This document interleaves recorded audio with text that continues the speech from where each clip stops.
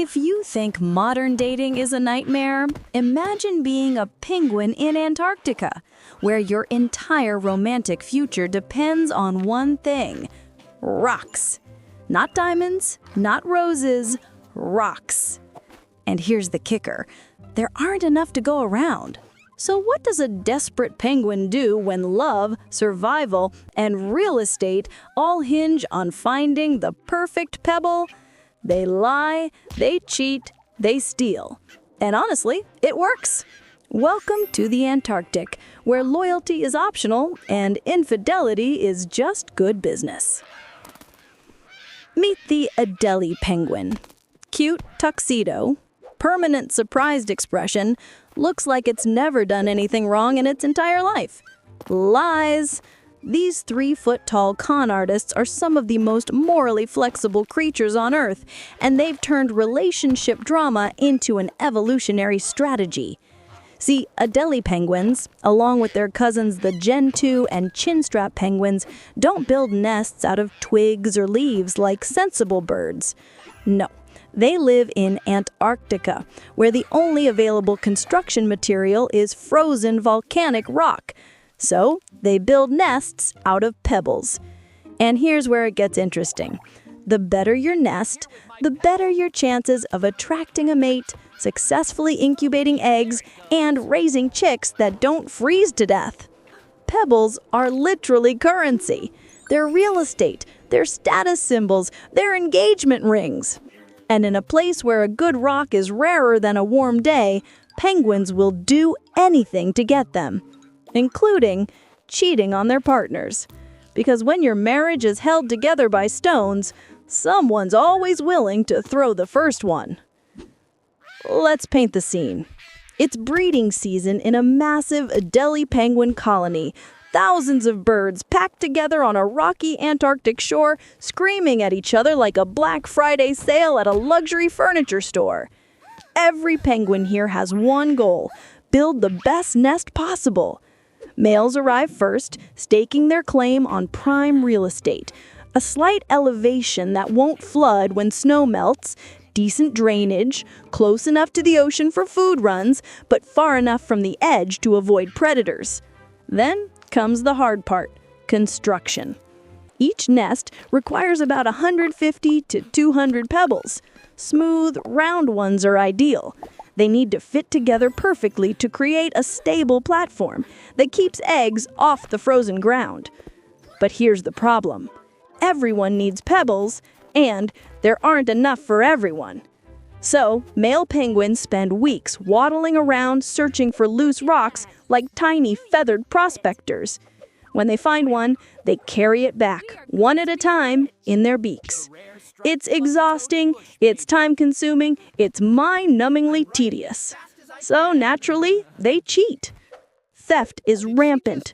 The moment a penguin turns their back, a neighbor swoops in and steals from their pile. It's not personal. It's survival. Why spend an hour searching for a rock when you can just take Steve's? Here's how it works. A female penguin, already paired with a male, waddles over to a different male's nest while he's home alone. She makes eye contact, does a little courtship bow, the universal penguin signal for, "Hey there." The male, thrilled by the attention, responds. They engage in what looks like foreplay. Sometimes they even mate. And then, while he's distracted or feeling generous, she steals his pebbles. Sometimes he even gives them to her as a gift. She waddles back to her actual partner and adds the stolen goods to their nest. Her real mate has no idea that his dream home was built on infidelity. And the female? She just increased their nest quality without lifting a flipper herself. Efficiency. Studies have documented this behavior extensively. Researchers watched as female Adelie penguins visited up to 10 different males in a single day, collecting pebbles through a combination of flirtation, mating, and outright theft. Some females even fake the whole thing. They do the courtship dance, grab the pebble, and leave before anything actually happens. The ultimate finesse. The male is left standing there, confused and pebbleless, wondering what just happened. Nature's version of getting ghosted, except she literally stole your house in the process. Let's be clear, this isn't a one-sided game. Male penguins cheat too, constantly. When a paired male's partner leaves to hunt for food, which can take hours or even days, he doesn't just sit there loyally waiting. Oh no, he'll court other females, he'll mate with them, he'll start entire side relationships. Some males maintain multiple partners across a breeding season, hedging their bets in case one nest fails. It's not romance, it's risk management. And here's the thing that makes this even more ruthless. Divorce rates among penguins are shockingly high. Around 25 to 30% of Adelie penguin pairs split up each year. Why? Breeding failure. If a pair's eggs don't hatch or their chicks die, they usually don't stick together. They find new partners the next season, hoping for better genetic luck. So, loyalty? That's conditional. If you don't produce results, you're out.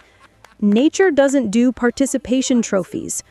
But here's where the irony really kicks in. All this cheating, stealing, and strategic infidelity, it's built around the nest. That pile of rocks becomes everything. It's your home, your investment, your entire breeding strategy. And once you've built it, you can't leave. Because if you abandon your nest to go hunt or to find more pebbles, someone will ransack it immediately. So penguins become prisoners of their own architecture. They're trapped in a system where the thing they need to survive is also the thing that keeps them from doing anything else. You need rocks to attract a mate. You need a mate to defend the nest. You need the nest to raise chicks. But you also need to eat and to find more rocks, which means leaving the nest.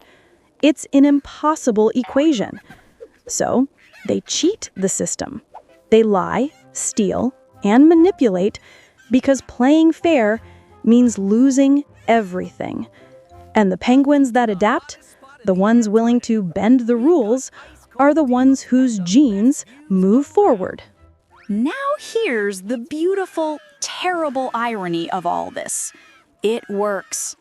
Female penguins that engage in transactional mating successfully raise more chicks on average than those who don't. Males that maintain multiple relationships have better reproductive success than faithful males. Divorce and partner switching lead to better genetic matches and healthier offspring. In other words, infidelity is an adaptive strategy. Nature doesn't reward loyalty. It rewards results. The penguins that survive aren't the ones with the strongest morals. They're the ones with the best tactics. And if that means cheating, so be it. Because at the end of the day, when you're standing on a frozen rock in negative 40-degree weather, surrounded by thousands of other desperate birds, all fighting over the same limited resources, fairness is a luxury you can't afford. The researchers who study this don't call it cheating. They call it extra-pair copulation and strategic resource acquisition. But let's be honest, it's cheating. And the fact that it's so common, that it's basically woven into the social fabric of penguin colonies, tells you everything you need to know about what evolution actually cares about. Spoiler, it's not your feelings. And here's the final twist that makes this even darker. Climate change is making all of this worse. As Antarctic ice melts and weather patterns shift, pebble availability becomes even more scarce. Breeding sites flood, competition intensifies, which means the pressure to cheat, steal, and manipulate goes up. The harder the environment gets, the more ruthless the penguins become. Because when resources shrink, morality becomes expensive. So the penguins that survive the next century won't be the loyal ones. They'll be the liars. So what's the lesson here? Is it that love is a lie? That relationships are transactional? That everyone's out for themselves? Maybe. Or maybe the lesson is simpler. Survival isn't about being good. It's about being good enough at adapting. The penguins aren't villains. They're not immoral. They're just trying to raise their chicks in one of the harshest environments on Earth using whatever tools evolution gave them. And if one of those tools is infidelity, well, that's between them and their therapist. Because at the end of the day, nature doesn't care about fairness or loyalty or who played by the rules. It only cares about one thing: who's left standing when the ice melts.